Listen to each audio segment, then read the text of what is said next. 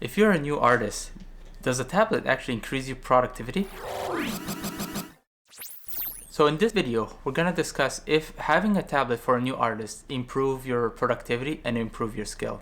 Hi, my name is Mustafa. I'm an engineer and artist based in Toronto, and I'm going to talk about how having a tablet really changed my life and improved my art skills. But if you don't know what a tablet is instead of having a mouse, you're using a stylus to use it on your computer.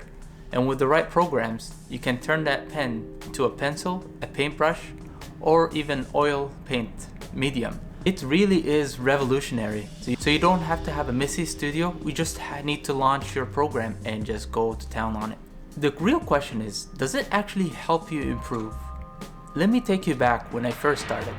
I was just using a mouse and Microsoft Paint, and when I found out there was something called Photoshop, I decided to give it a try.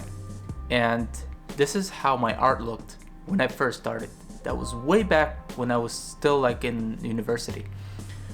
But when I started using a tablet, this is how my art started to look. And I started improving on really rapid pace compared to when I was improving with the mouse.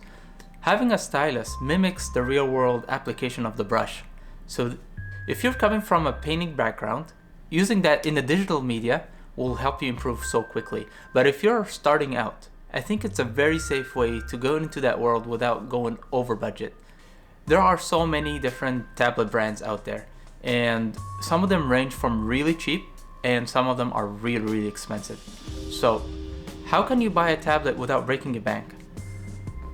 I'll take you back when I bought my first Wacom tablet. I bought this tablet from eBay for 120 bucks. And I needed something that had a lot of pressure sensitivity. This one had 120 points of pressure. Back then, this was the Intuos premium brand for the Wacom tablet.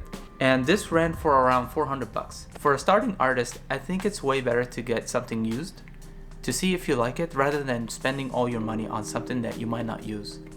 And eventually when I had to upgrade, I waited a few years and I got myself the Wacom Intuos 5. And this one, I had 240 pressure sensitivity.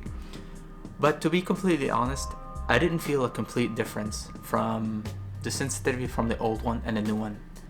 The only reason I had to upgrade because my USB I sat down on it with my chair.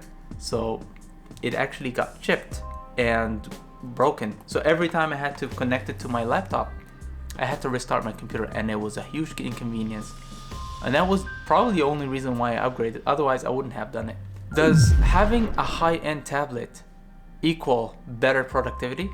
It doesn't matter how expensive it is, if it has a monitor on it or not. It matters of how you use it. The only thing that makes a difference is the drawing area on the tablet itself. So I find it better if you use a 6x8, because this is in the medium format. It's not too small, not too big, and that will help you have almost a full range of motion for your arm. If you go any smaller than that, moving the stylus will, especially if you have a big monitor, it will feel unnatural. And I feel that having a 6x8 as a minimum is the best bang for your buck when you go get your tablet. The other thing that I use the tablet for is editing photos.